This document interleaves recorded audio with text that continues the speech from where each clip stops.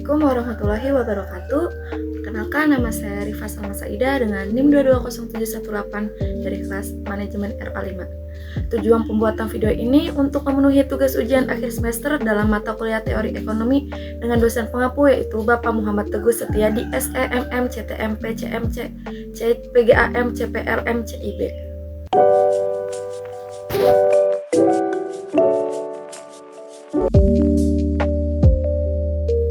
Adam Smith sering disebut sebagai yang pertama mengembangkan ilmu ekonomi pada abad ke-18 sebagai satu cabang tersendiri dalam ilmu pengetahuan.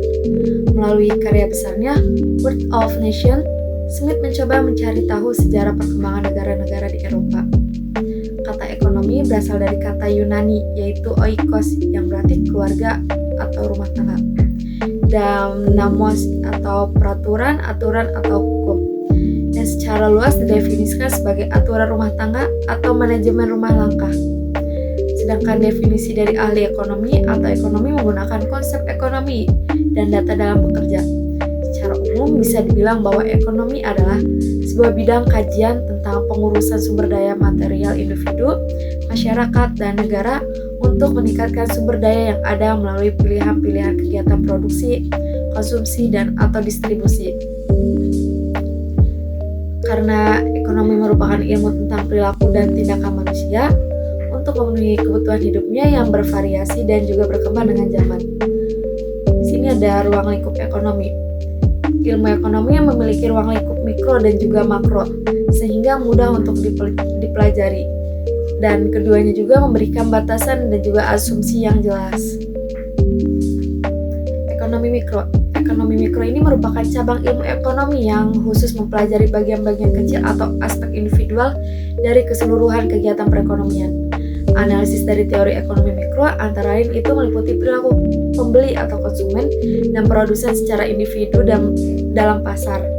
Tujuan dan sasaran analisis ekonomi mikro ini terlebih dititik beratkan kepada bagaimana membuat pilihan. Yang pertama itu untuk mewujudkan efisiensi dalam penggunaan sumber-sumber, dan yang kedua itu mencapai kepuasan yang maksimum. Lalu ada ekonomi makro. Ekonomi makro ini merupakan cabang ilmu ekonomi yang khusus mempelajari mekanisme bekerjanya perekonomian sebagai suatu keseluruhan atau agregat berkaitan dengan penggunaan faktor produksi yang tersedia secara efisiensi agar kemakmuran masyarakat dapat dimaksimumkan.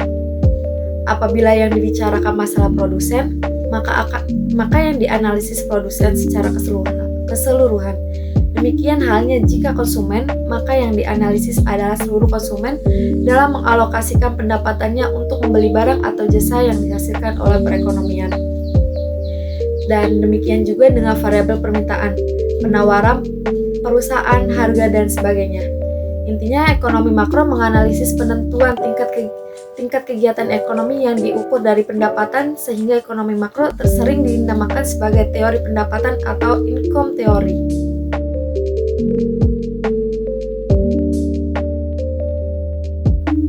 Adam Smith sering disebut sebagai yang pertama mengembangkan ilmu ekonomi pada abad ke-18 sebagai satu cabang tersendiri dalam ilmu pengetahuan. Melalui karya besarnya, World of Nations, Smith mencoba mencari tahu sejarah perkembangan negara-negara di Eropa.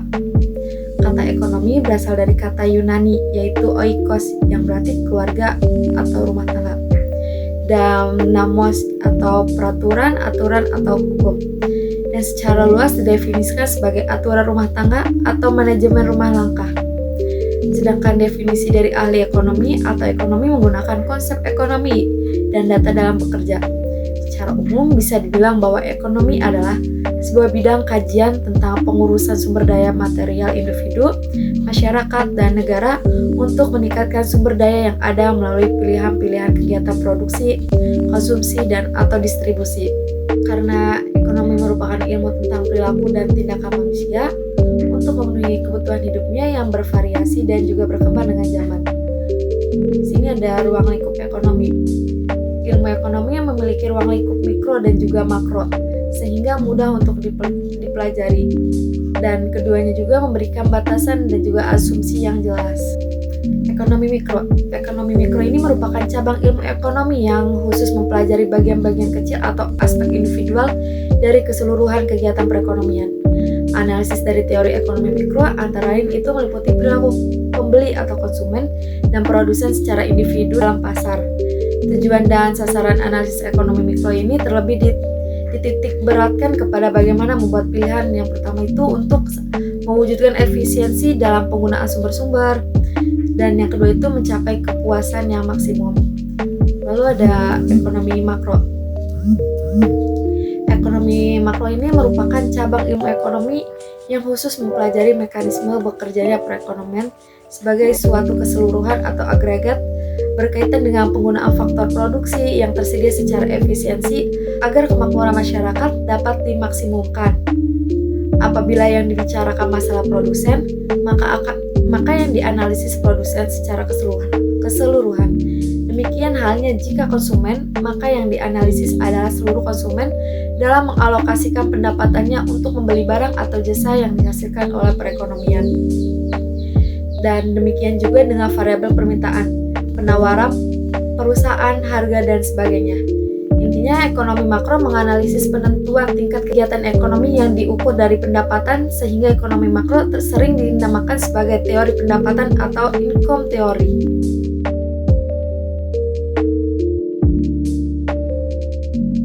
Yang kedua, perkembangan teori ekonomi. Pada dasarnya, pengertian dari perkembangan ekonomi adalah indikasi dari adanya pertumbuhan ekonomi. Pertumbuhan ekonomi sendiri merupakan perubahan kondisi dari perekonomian suatu negara yang secara berkesinambungan menuju keadaan yang lebih baik selama satu periode. Perkembangan ekonomi ini mengikuti dari pertumbuhan ekonomi tersebut. Perkembangan ekonomi lebih ke arah bagaimana pertumbuhan ekonomi suatu perusahaan atau lainnya mengalami perubahan berupa perkembangan dari beberapa suatu sektor atau faktor pendukungnya. Di sini ada faktor-faktor perkembangan ekonomi. Yang pertama itu ada SDM atau sumber daya manusia.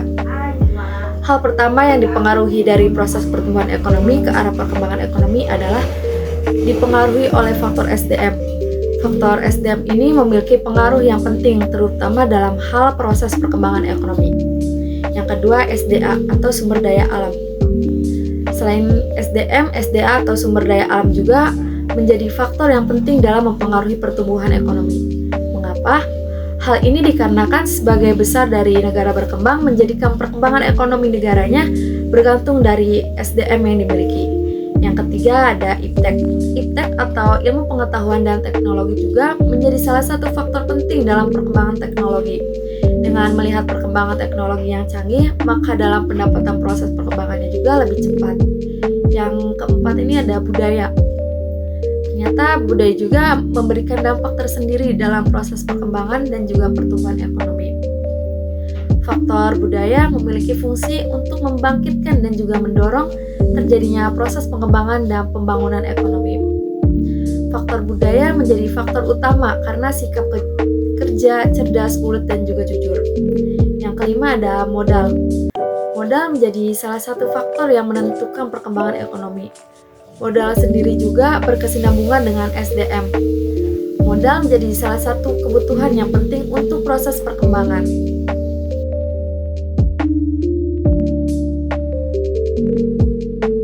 Pertemuan ketiga itu ada elastisitas permintaan dan penawaran. Pengertian elastisitas itu adalah elastisitas adalah perbandingan perubahan proporsional dari sebuah variabel dengan variabel lainnya. Kemudian pengertian permintaan, yaitu keinginan yang disertai oleh kemampuan untuk membeli barang dan juga jasa pada tingkat harga dan waktu tertentu. Fungsi permintaan yaitu suatu fungsi yang menunjukkan hubungan antara harga dan juga jumlah barang atau jasa yang diminta. Jenis-jenis permintaan itu terdapat 3, yaitu permintaan absolut. Permintaan absolut itu permintaan atas barang atau jasa yang tidak diiringi dengan kemampuan untuk membeli, sehingga lebih merupakan angan-angan.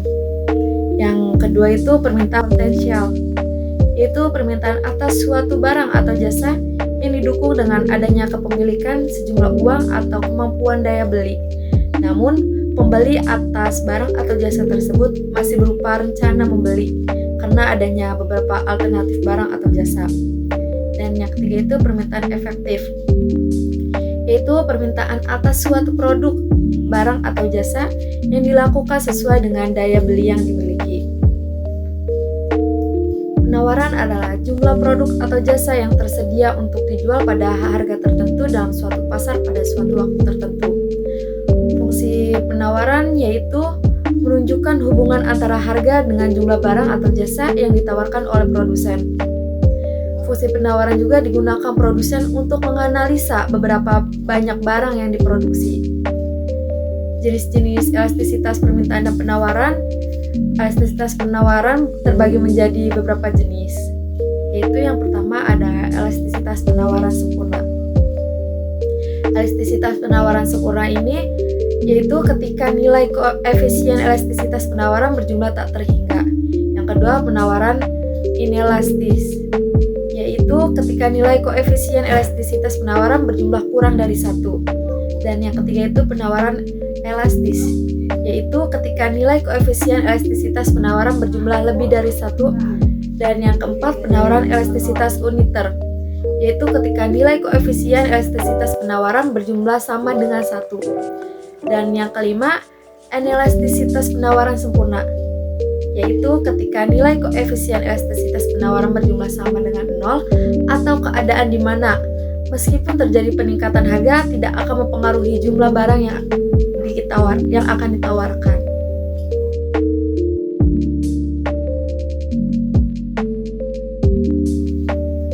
Perilaku konsumen merupakan proses yang akan dilalui oleh seseorang dalam melakukan kegiatan seperti mencari, membeli, mengevaluasi untuk dikonsumsi memenuhi kebutuhannya. Konsumen juga dapat diartikan sebagai seorang individu atau organisasi yang memiliki peran berbeda, seperti contohnya berperan sebagai influencer, penyerat reseller, dan seterusnya. Perilaku konsumen dapat didefinisikan sebagai proses mengevaluasi, memperoleh, menggunakan atau dapat mempergunakan barang-barang dan juga jasa. Faktor-faktor yang mempengaruhi perilaku konsumen dibagi menjadi dua bagian, yaitu eksternal dan faktor internal. Yang pertama ada motivasi. Motivasi ini merupakan suatu keadaan dalam pribadi seseorang yang mendorong keinginan individu untuk melakukan kegiatan-kegiatan tertentu guna mencapai suatu tujuan. Seperti contohnya itu apabila terdapat konsumen yang menginginkan sesuatu dengan harga yang pas dan barang yang berkualitas tinggi, maka konsumen otomatis merasa cocok dan akan membelinya. Lalu yang kedua ada persepsi. Pada masing-masing individu memiliki persepsi yang berbeda-beda.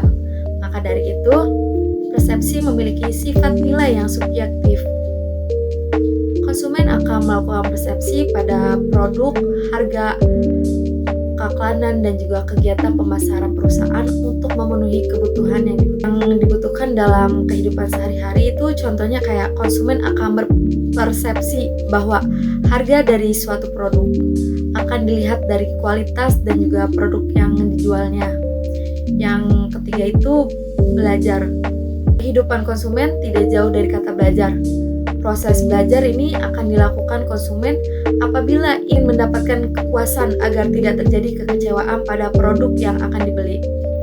Apabila konsumen merasa puas dan cocok, maka tanggapannya akan diperkuat dan ada kecenderungan bahwa tanggapan yang sama akan terulang. Lalu yang keempat ini ada kepribadian dan konsep diri. Keuntungan mempelajari perilaku konsumen dengan mempergunakan teori konsep diri, yaitu adalah bahwa kita dapat membandingkan antara deskripsi konsep diri konsumen yang ditunjukkan sendiri dengan konsep diri konsumen tersebut tentang dirinya sendiri dan dibandingkan dengan tes kepribadian yang dapat dipakai untuk melihat tanggapan konsumen.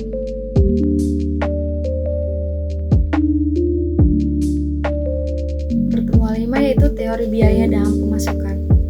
Pengertian biaya dan penerimaan biaya adalah pola perubahan biaya dalam kaitannya dengan perubahan volume kegiatan atau aktivitas perusahaan, misalnya volume produktivitas atau volume penjualan.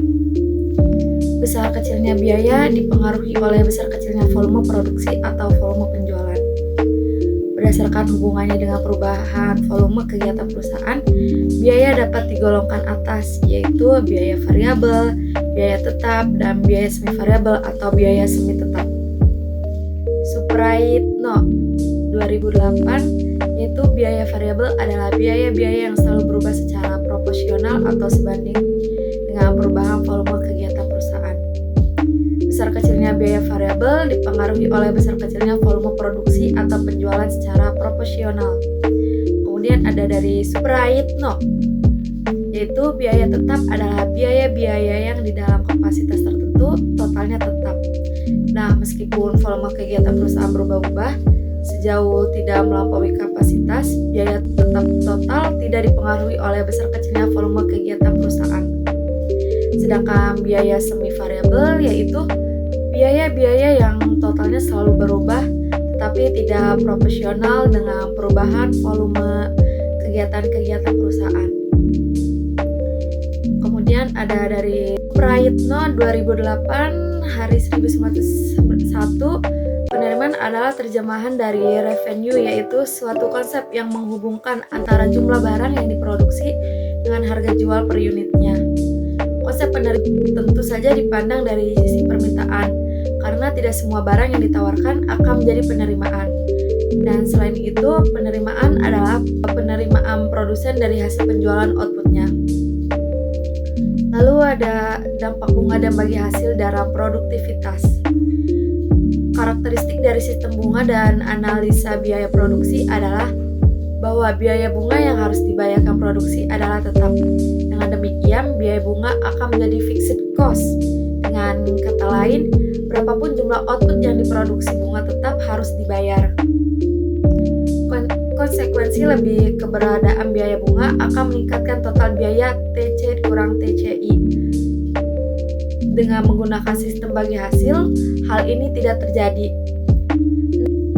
Naiknya total cost akan mendorong break-even point dari Q ke KI.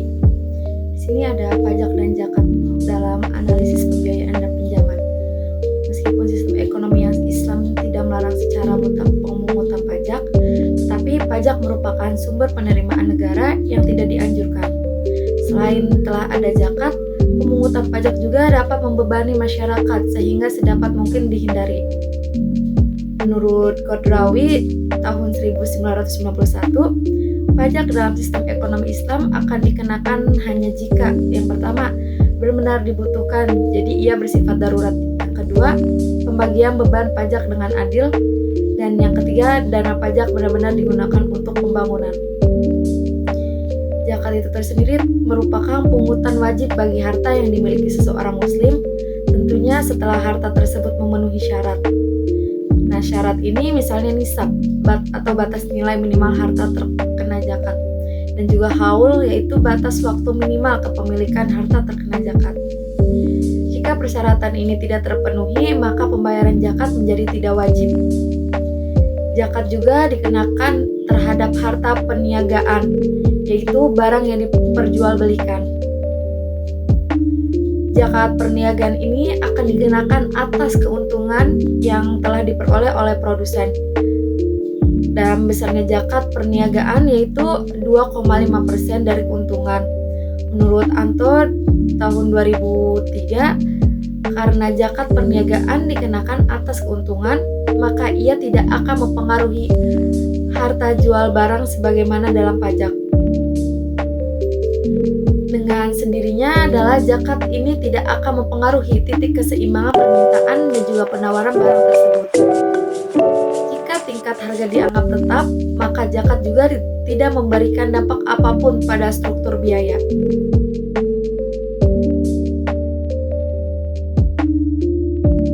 Yang keenam ada struktur pasar. Struktur pasar merupakan alat untuk menganalisis sektor industri dan juga merupakan bagian dari kerangka pemikiran struktur konduk performance. Struktur pasar dasar dalam perekonomian secara umum dapat dikelompokkan menjadi 4 jenis persaingan, yaitu persaingan sempurna, monopoli, persaingan monopolitik, dan juga oligopoli. Pengelompokan ini didasarkan atas tinggi rendahnya derajat kompetisi atau kemampuan untuk mempengaruhi harga atau market power masing-masing. Struktur pasar atau market struktur adalah suatu variabel yang menunjukkan karakteristik dan juga kondisi suatu pasar seperti jumlah pembeli dan juga penjual, keadaan produk, keadaan pengetahuan penjual dan pembeli, serta keadaan rintangan pasar. Struktur pasar juga terkait jumlah dan ukuran distribusi perusahaan dalam pasar serta mudah atau sulitnya masuk dan juga keluar dari pasar. Struktur pasar ini merujuk pada organisasi dan juga karakteristik pasar yang dimana perusahaan beroperasi. Nah, fungsi struktur pasar itu ada 5, yaitu yang pertama ada persaingan. Persaingan ini menentukan tingkat persaingan antara perusahaan. Misalnya itu dalam pasar persaingan sempurna, banyak penjual dan juga pembeli, sementara dalam monopoli, satu perusahaan mengendalikan pasar. Yang kedua ada harga. Harga ini memengaruhi penentuan harga barang atau jasa. Dalam pasar yang kompetitif, harga cenderung mencerminkan biaya produksi, sementara dalam pasar monopoli, perusahaan dapat menentukan harga dengan lebih besar. Yang ketiga ada efisiensi. Efisiensi ini berpengaruh pada tingkat efisiensi ekonomi. Pasar yang lebih kompetitif seringkali mendorong efisiensi karena perusahaan harus berinovasi dan juga berusaha meminimalkan biaya. Yang keempat ada inovasi. Struktur pasar dapat mempengaruhi tingkat inovasi dalam industri. Persaingan yang kuat dapat mendorong perusahaan untuk terus-menerus berinovasi untuk mempertahankan pangsa pasarnya. Yang kelima ada distribusi pendapatan. Berdampak pada distribusi pendapatan dalam masyarakat, misalnya monopoli. Monopoli ini dapat menciptakan ketidaksetaraan karena perusahaan tersebut memiliki kontrol yang besar atas harga dan produksi.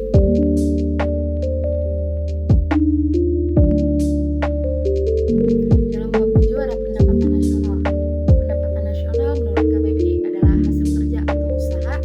Bila dihubungkan dengan ilmu ekonomi, pendapatan adalah sesuatu yang diterima seseorang sebagai hasil kerja atau usaha dan imbalan atas penyediaan faktor-faktor produksi yang dapat berupa gaji, upah, sewa, bunga, atau laba.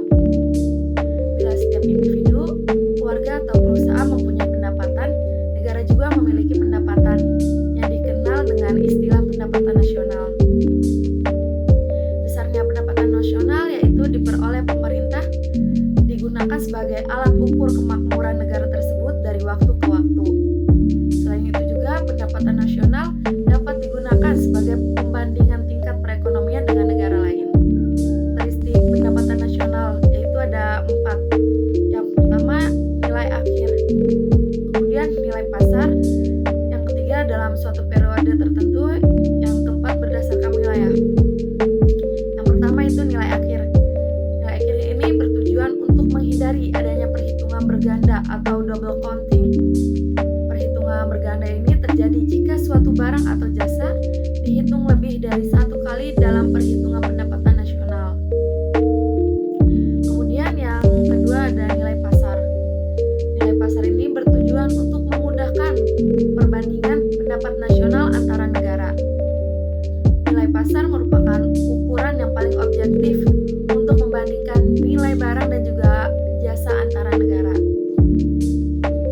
Kemudian yang ketiga ada dalam suatu periode waktu tertentu. Dalam suatu periode waktu tertentu ini bertujuan untuk mengetahui perkembangan pendapatan nasional dari waktu ke waktu. Lalu yang keempat berdasarkan wilayah. Berdasarkan wilayah bertujuan untuk mengetahui kondisi perekonomian suatu wilayah. Misalnya ini pendapatan nasional suatu negara dapat digunakan untuk mengetahui tingkat kesejahteraan masyarakat di negara tersebut.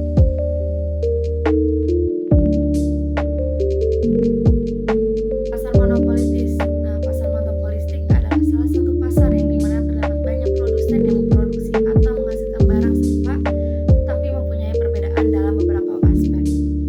Penjual di pasar monopolistik tidak terbatas, tapi setiap produk yang dihasilkan pasti mempunyai karakter tersendiri yang membedakannya dengan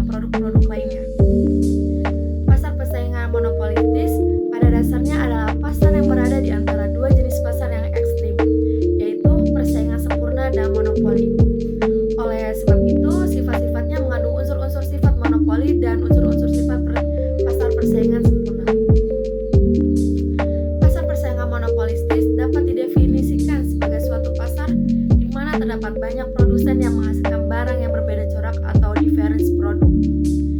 Di sini terdapat 5 ciri-ciri pasar persaingan monopolistis. Yang pertama, memiliki jumlah produsen atau penjualan yang sangat banyak. Produsen yang ada di dalam pasar monopolistik sangatlah beragam dan berjumlah banyak, sehingga tiap penjual atau produsen harus merasa puas dengan pembagian pasar ataupun market share yang relatif kecil. Yang kedua ini ada diferensiasi produk. Diferensiasi produk yang dimaksud di sini adalah produk yang serupa mempunyai karakteristik yang berbeda-beda. Kita bisa melihat perbedaan tersebut dari bentuk, ukuran, corak, kualitas, dan lainnya. Yang ketiga ada persaingan produsen tidak berdasar pada harga. Di dalam pasar persaingan monopolistik, produsen atau penjual cenderung tidak bisa mempermainkan harga di pasaran, kecuali ada suatu konsensus yang dilakukan secara bersamaan dengan produsen lainnya. Oleh karena itu, persaingan yang terjadi dalam sistem pasar ini lebih mengarah kepada desain, kualitas, marketing, dan kelebihan dari masing-masing produk. Kemudian yang keempat ada kebebasan produsen baru untuk keluar dan masuk pasar. Semua produsen yang ada di dalam sistem pasar ini memiliki kebebasan untuk masuk dan keluar pasar, sebab produk-produk yang mereka tawarkan bisa digantikan oleh produk serupa dari produsen lain yang masih bertahan di dalam pasar tersebut. Hal ini tentu tidak akan menyebabkan kelangkaan produk dan menyusahkan konsumen yang ingin mencari produk. Dan yang terakhir yaitu perkembangan teknologi dan inovasi.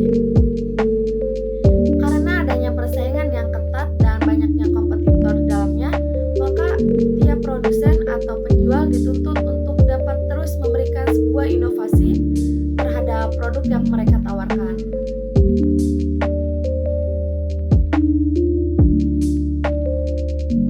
Bab 9 ada pasar bebas dan kebijakan pemerintah. Apa sih pasar bebas itu? Nah, pasar bebas itu adalah perdagangan yang berfokus pada penjualan berdasarkan mekanisme penawaran dan permintaan tanpa melibatkan campur tangan pemerintah. Jadi, pengusaha memiliki kewenangan mutlak atas pengelolaan produksi dan harganya serta bebas memilih siapa saja yang akan menjadi target penjualan mereka.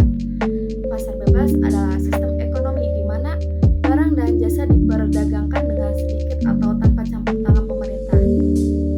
Dan ini berarti bahwa harga produksi dan distribusi barang dan jasa ditentukan oleh kekuatan pasar, yaitu penawaran dan permintaan.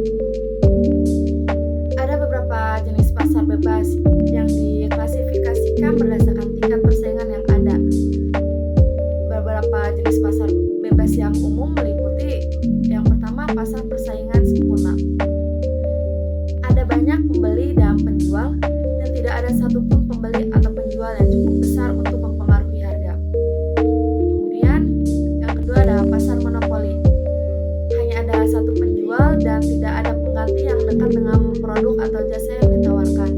Yang ketiga ada pasar persaingan monopolistik. Ada banyak penjual tetapi produk atau jasa mereka sedikit berbeda. Yang keempat ada pasar oligopoli. Itu ada beberapa penjual dan masing-masing penjual memiliki pengaruh yang signifikan terhadap harga.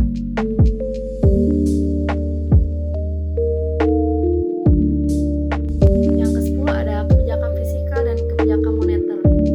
Ditinjau secara etimologi, kebijakan fiskal berasal dari dua kata, yaitu kebijakan dan fiskal. Kebijakan memiliki arti yang bermacam-macam. Harold de Lasswell dan Abraham Kaplan memberi arti kebijakan sebagai suatu program pencapaian tujuan, nilai-nilai, dan praktik-praktik yang terarah. Seorang ahli James Anderson merumuskan kebijakan adalah sebagai perilaku dari sejumlah aktor, pejabat, kelompok, intensi pemerintah, atau serangkaian aktor dalam suatu bidang kegiatan tertentu. Kebijakan fiskal juga merupakan kebijakan ekonomi yang berkaitan dengan penerimaan pemerintah. Bentuk penerimaan ini adalah pajak bersih yang diperoleh dari sektor rumah tangga. Pajak ini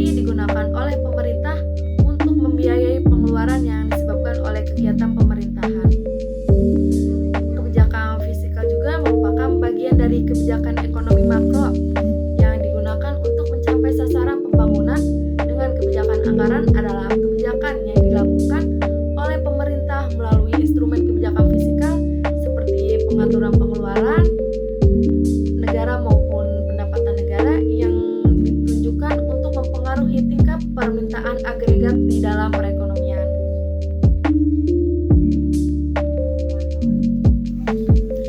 Tujuan utama kebijakan fiskal adalah bertanggung jawab atas warga negaranya dari kemiskinan dan krisis ekonomi. Maka dari itu, pemerintah membuat program perencanaan dalam berbagai bentuk agar warga negaranya menjadi sejahtera.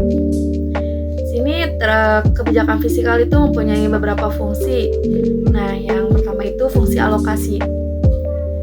Dengan fungsi alokasi ini, kebijakan fiskal sangat berperan aktif dalam mengalokasikan dan juga mengatur faktor-faktor produksi yang sudah ada di masyarakat secara lebih terinci, detail, dan maksimal pada waktu alokasi barang-barang produksi tersebut, dan juga berjalan dengan baik, juga tetap.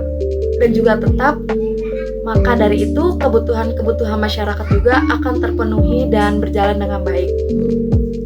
Kemudian yang kedua ada fungsi distribusi. Dengan fungsi distribusi, kebijakan fiskal berfungsi sebagai instrumen mediasi untuk mendistribusikan yang dihasilkan oleh kegiatan-kegiatan ekonomi. Lalu yang ketiga ini ada fungsi stabilisasi. Fungsi stabilisasi ini bertujuan untuk menghasilkan stabilitas ekonomi dalam suatu negara.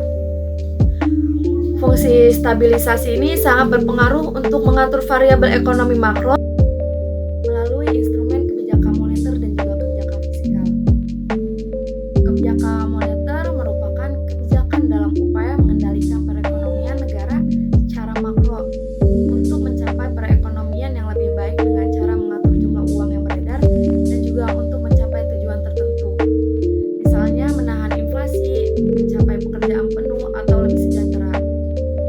Kebijakan moneter pada dasarnya merupakan suatu kebijakan yang bertujuan mencapai keseimbangan internal atau pertumbuhan ekonomi yang tinggi, stabilitas harga, pemerataan pembangunan, dan juga keseimbangan eksternal keseimbangan neraca pembayaran, serta tercapainya tujuan ekonomi makro, yakni menjadi stabilitas ekonomi yang dapat diukur dengan kesempatan kerja, kestabilan harga, serta neraca pembayaran internasional yang seimbang.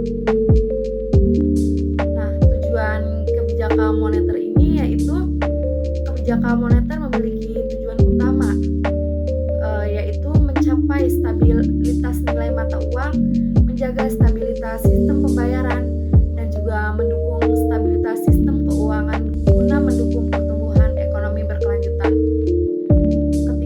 Ketika stabilitas ekonomi terganggu, aturan ini dapat digunakan sebagai alat untuk memulihkannya dan juga serta memberikan dukungan kepada pemerintah dalam menjalankan program yang belum atau tidak terrealisasi.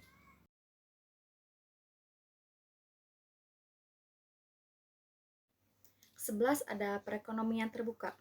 Ekonomi terbuka adalah jenis perekonomian yang berinteraksi dengan dunia luar melalui perdagangan internasional, pergerakan modal, transfer informasi, dan juga pengetahuan teknis, dan migrasi tenaga kerja. Perekonomian terbuka adalah perekonomian yang melibatkan diri dalam perdagangan internasional atau ekspor dan impor barang dan juga jasa serta modal dengan negara-negara lain. Pada sistem ekonomi yang terbuka, terdapat kemungkinan dari produsen untuk melakukan kegiatan ekspor barang dan produk dagangan dengan tujuan pasar-pasar di negara lain atau sebaliknya, melakukan kegiatan impor atas bahan mentah dan juga bahan penolong serta mesin atau barang jadi dari luar negara. Perekonomian terbuka dapat diartikan sebagai perekonomian yang melibatkan diri dalam perdagangan internasional atau ekspor dan impor barang dan juga jasa serta modal dengan negara-negara lain. Sistem ini memberikan kesempatan bagi masyarakat untuk berinteraksi dalam bidang ekonomi dengan negara lain, baik itu perseorangan, swasta, ataupun pemerintahan. Tujuan ekonomi terbuka ini ada 7. Yang pertama, peningkatan pertumbuhan ekonomi. Melalui keterlibatan dalam perdagangan internasional dan investasi asing, ekonomi terbuka dapat meraih pertumbuhan ekonomi yang lebih tinggi. Akses ke pasar global dapat membuka peluang baru untuk ekspansi bisnis dan juga peningkatan produksi. Yang kedua ada diversifikasi ekonomi. Dengan terlibat dalam perdagangan internasional, negara dapat mendiversifikasikan sektor ekonominya. Diverifikasikan ini dapat membantu mengurangi ketergantungan pada sektor tertentu dan juga mengurangi resiko yang terkait. Kemudian yang ketiga ada peningkatan efisiensi. Persaingan global dapat mendorong perusahaan untuk meningkatkan efisiensi dan juga inovasi. Negara yang terlibat dalam ekonomi terbuka seringkali dihadapkan pada tekanan untuk meningkatkan produktivitas agar dapat bersaing secara efektif. Kemudian yang keempat ada peningkatan kesejahteraan masyarakat. Partisipasi dalam perdagangan internasional dapat memberikan manfaat ekonomi bagi masyarakat melalui peningkatan lapangan pekerjaan, akses ke barang dan jasa yang lebih murah, serta peningkatan pendapatan per kapita. Lalu yang kelima ada stabilitas ekonomi. Dengan terlibat dalam ekonomi terbuka, negara dapat mengalami stabilitas ekonomi yang lebih baik